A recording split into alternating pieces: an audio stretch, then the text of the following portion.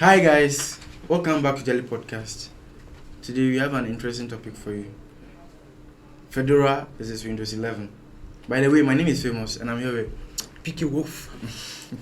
That's nice. So, we actually want to look into this topic because we have different kinds of users out there. We have developers and then we have designers and the rest. So we want to look at this and so that you know which one is good for you and which one is not good for you.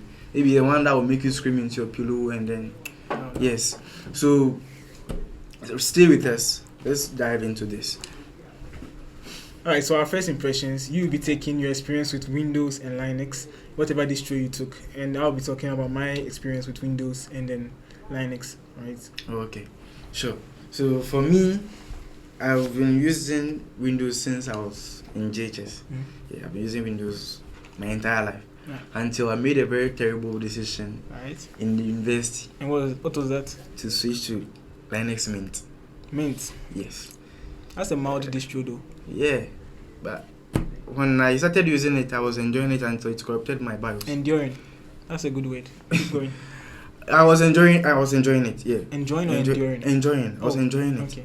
Until it corrupted my BIOS. So I couldn't even reinstall Windows again. And I had to be using that until I repaired my PC. Yeah. For the Linux, for the operating system to get to your BIOS, it's not the operating system, it's you. How is it me? I would say it because you've shan. Keep going. Because I've been using it until I've been using that PC until that time that I installed it. So I don't know how it's going to affect my BIOS. Did you troubleshoot? Yes. And what was the issue? So I had to send it to the repairers to do and send some plenty stuff that me, I'm not into those things, so I don't know. But you're doing computer engineering. But it doesn't mean I should know. Yeah, so what was your impression when you switched to? For me, alright, so my switch was in first year and that was Fedora. So I still have a friend, his name is Jason, and then I was looking for advice for the best distribution to pick. Alright, and then he was using Fedora at the time.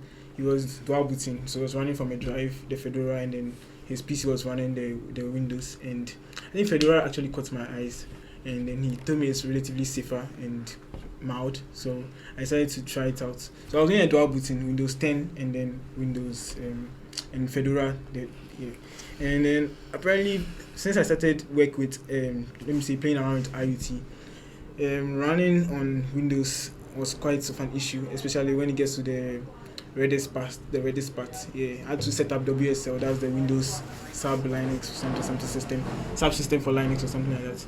And then I wasn't really into it, so I just decided to go full Fedora in second year. And then I think since then I've been a Linux user. Oh, okay. That's nice. That's good for you.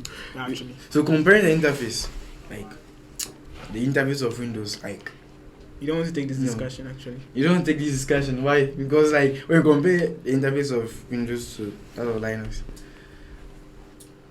Are you looking at mine? That's mid. That's very good. I can also customize it to be like that way. No, you can't. I can't. That's the power this gives you. Linux gives you the power to customize, to bend it whatever way you like it. Really? Exactly. Okay. But I think how are you going to change this? I can change it to come from the side. Probably you're going to buy a launcher or pay for a launcher to make it look different, and that will even be good. No. Just go to personalization and you can. Personalization is the same format of where you put your stuff, just changing colors and then sizes. Okay. But at least I can play games that you cannot play. Will you agree about that? Can you play Call of Duty? No. Probably there's definitely a way to set it up to play. There's definitely a way to set it up on Linux. Yeah. Are you sure? I have not tried, but yeah. Okay, but I've tried it before. I can play COD with my PC, can play FIFA, PES, any game at all I want, I can play with my PC. I haven't actually tried, so. Alright, okay. If I want to play games, I know where to play, so. Okay, sure. So, what do you think your PC is having, or your OS is having that my OS is not having? Or what do you think your OS can do that my OS cannot do? Alright, so I think the second session is how we set this up. For me, it's just download and install. I mean, Fedora is 3.99. I don't know how you are going to calculate that, but I think you pay how much for, or you are using the cracked as expected. You're using the I'm not using cracked. So you paid $100 and something to get this. Yes. That's how much in cities? 15K, bro. Yeah, when you do calculations, I think you get that. Yes, but you know, setting it up. Talking about the setup, it's very easy. What's easy? I know it's easy. But yeah, it's click expensive. next. Then you are into your. So you pay to use stuff. Yes. I mean, it's not student budget friendly. Are you sure? No, it's not. It should be. It shouldn't be. Okay, well it depends. It should because right now, being a student, you need to do side hustles, right? Yes, sir. Yeah, you have to do side hustles, and I can use our. That's where your money should be going to, not paying for. I mean, yeah, it's going out and it's coming in.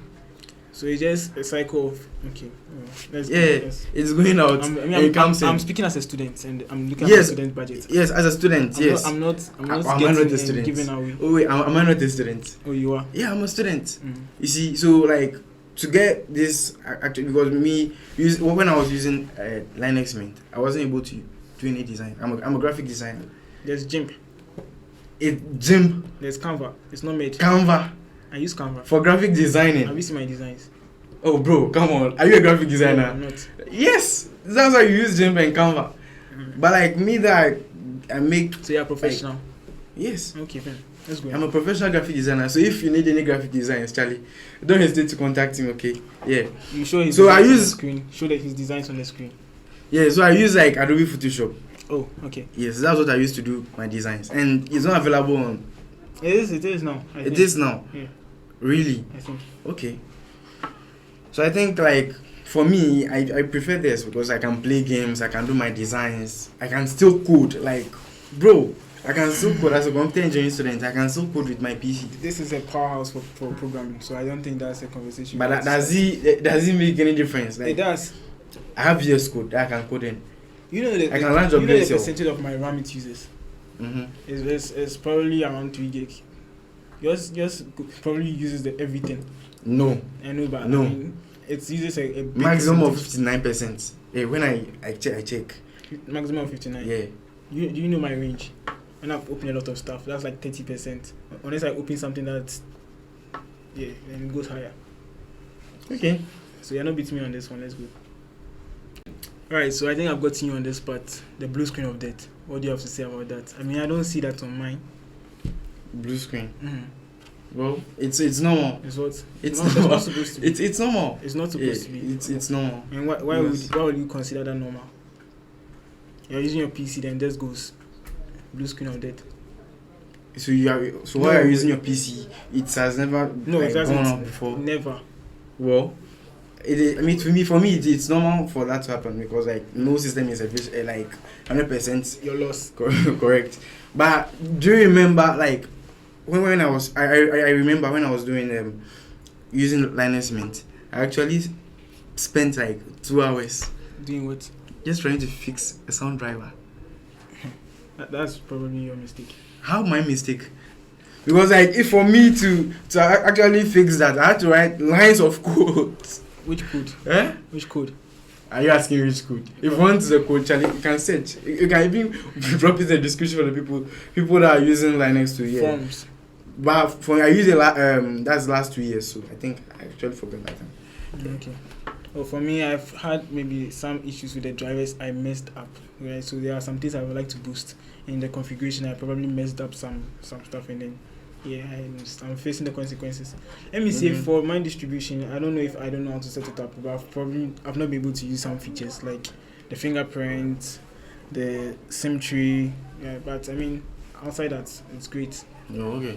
So for me, I prefer the Windows because like I can use it to do a lot of things. Like for example, being a graphic designer, as I said earlier, I can actually use it to design stuff and then make a living from it. Yeah, but I don't know if a Linux user can actually do that. So for you, my designers out there, I won't advise you to go for a Linux distribution to work with. I would advise you to go for Windows, and then you'll be cool. They can run your Premiere Pro, all your Adobe products, and the rest you can actually run them.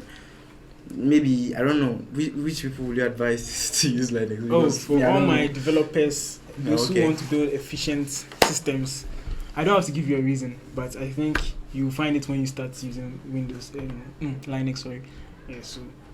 You see, you're even saying Windows. No. You're even saying Windows. It means like Windows is in your blood. It's sickening, so it's stuck to me. But well, it's good. Okay. I mean, Windows is used to run on the. I mean, the Android operating system is built on Linux, so I think I have a bigger take on that. Okay, so actually, let's hear your thoughts on this. Which one would you choose?